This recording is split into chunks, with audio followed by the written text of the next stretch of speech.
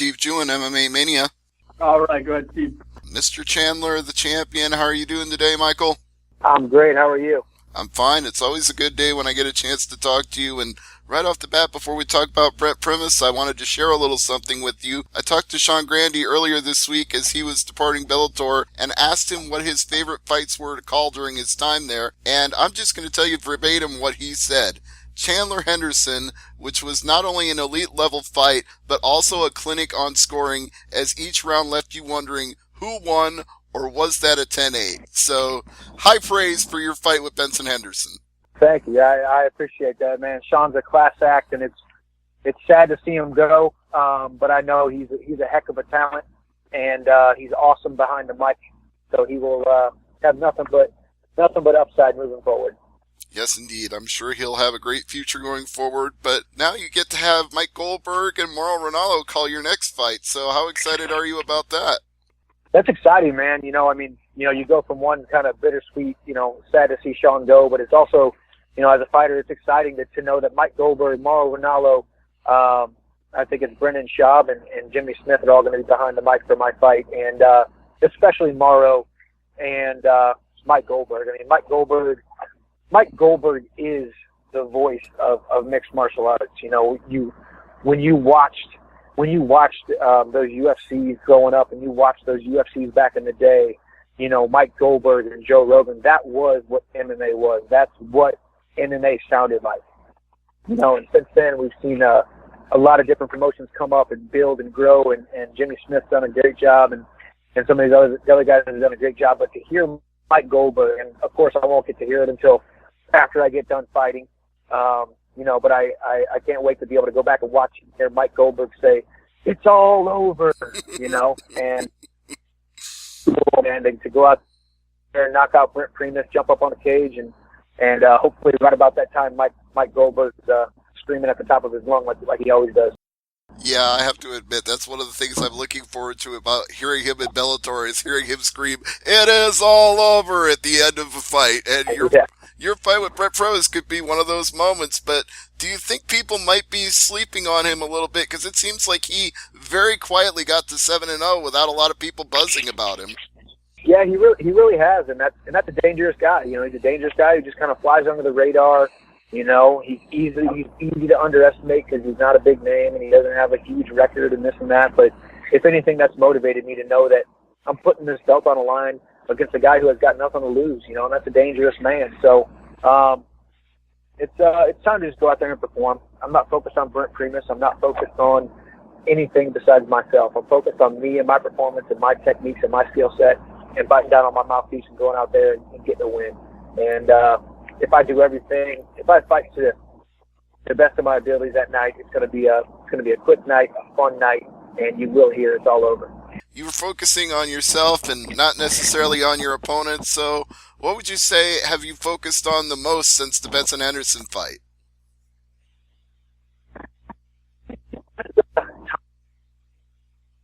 The pocket, good defense, good offense, takedowns. I mean, everything, man. I worked a lot in between training camps, and then since I've gotten down here to training camp, I've polished everything up, and I'm firing on all cylinders. My body is where it needs to be. It's healthy and it's explosive. It's the most mature, the leanest, the most muscle mass I've ever had. So really, I'm excited to go out there and just show that and prove that. I've literally gotten better as an athlete. I've gotten better as a human being. I've gotten better in stand-up, on the ground, and the strength and conditioning aspect of it. So I'm the best I've ever been, and it's time to go out there and perform accordingly. You did mention muscle mass and the strength and conditioning, so that leads me to a natural question, because some people suspected, and I know you'll disagree with this, that you were so muscular and so athletic that going into the 5th round of that Benson Henderson fight, it slowed you down a little bit. What do you say to that? I think it's a natural progression of a fight. I mean, it's a natural progression of a guy who doesn't necessarily have a governor. I've never pumped the brakes.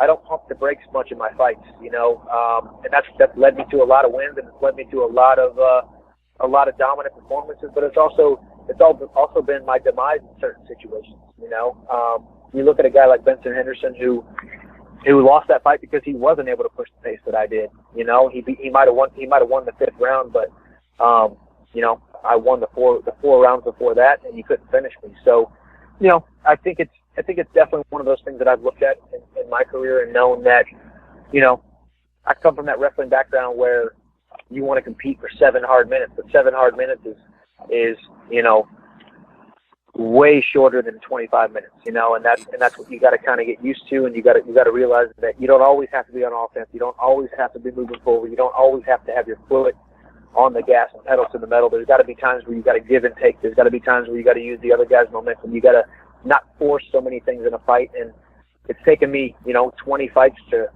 really realize that and start seeing that come to fruition. But I've been going over in my head different scenarios and different times where maybe I do take a little bit of a second off. Maybe I do rest for a second. Maybe I do pump the brakes a little bit. Maybe I do let him go on offense so I can counter fight. And that just comes with veteranship and experience. And I'm excited to go out and show that. I've shown that I have, you know, one of the biggest hearts in MMA. I've shown that I have a phenomenal gas tank. And even when I am dead tired and about to pass out, I'm still going to fight hard. So now it's just about putting it all together. As follow-up to that, I'm just curious how you're going to strike the perfect timing, knowing that you want to be able to hear Mike Goldberg saying, "It is all over" on the replay, and yet at the same time not dumping out too much of the gas tank too quick. Yeah, no, it's going to be it's a tough life I live, you know, knocking people out for a living and doing it in dramatic fashion. So I gotta prepare accordingly. Maybe I'm going to back them up into the announcer's booth and then knock them out right there. So maybe I'll hear it in real time, and then jump up on the cage. Now, where do you think Brent Primus is the most dangerous as an athlete? Where would you say he presents the biggest challenge? I think the biggest challenge is, like I've said before, I think he's he's a tough guy and he's got nothing to lose. But I think he's decent. He's decent everywhere. He's pretty good everywhere. But I'm just on a different level in every aspect of this fight game, mentally, physically, spiritually, with my hands, with my kicks, knees, elbows, on the ground, both offense and defense. My wrestling, it's on a different level, and that's the confidence I have, and I say that in the most humble way possible. But I just feel like I'm unstoppable right now, and June 24th is another opportunity to prove that. That's right, and June 24th is also your first opportunity to fight in Madison Square Garden. How's that feeling, knowing that you get the headline a fight at one of the most historic sports arenas there is?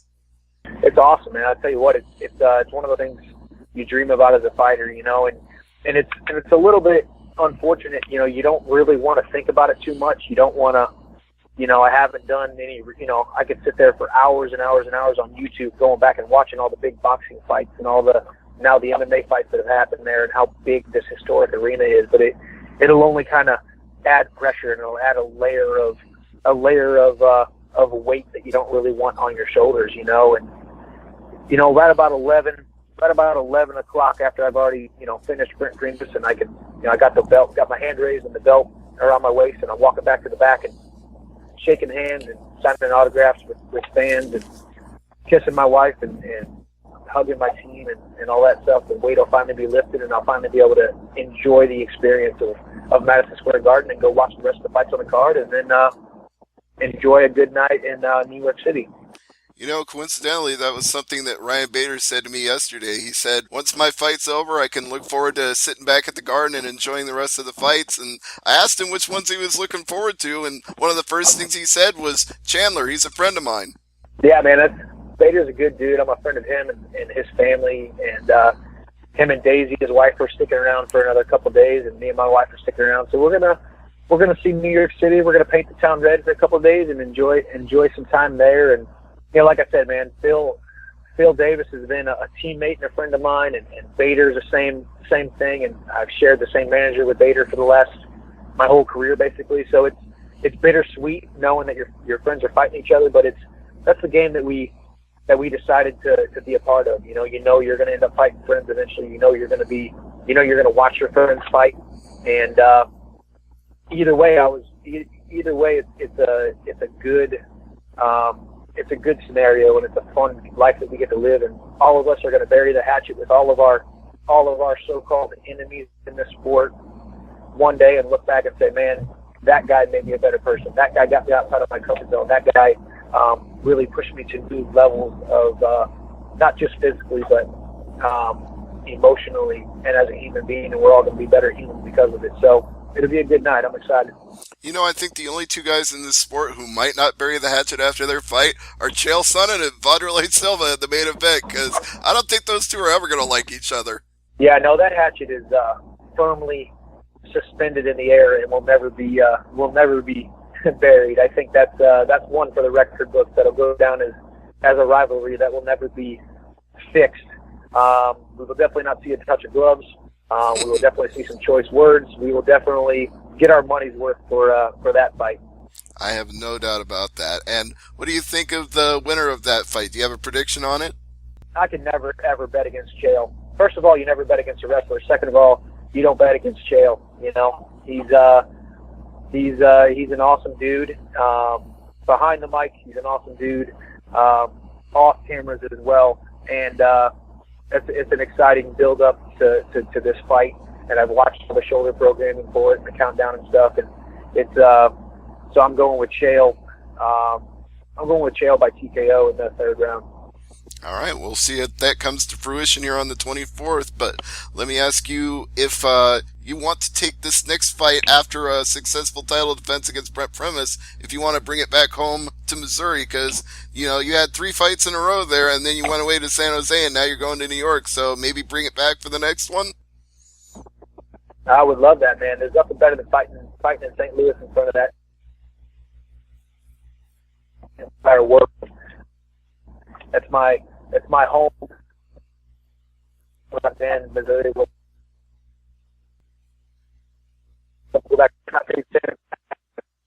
Hey, Michael, I don't mean to interrupt you there, but your phone kind of broke up, so I didn't hear all of that last answer.